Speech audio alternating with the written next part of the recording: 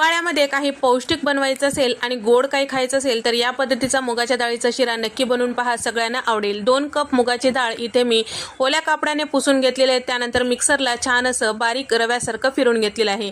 ज्या पद्धतीने बारीक रवा असतो त्या पद्धतीने पीठ करायचं नाही। आता शिरा करण्यासाठी इथे मी कपभर इतकं तूप घेतलेलं आहे। त्यानंतर इथे कढईमध्ये सगळं तूप टाकून घेतले आहे। 2 चमचे शिल्लक ठेवलेलं आहे। तयार करून घेतलेलं मुगाच्या डाळीचं जे पीठ होतं यामध्ये टाकून घेतलेलं आहे।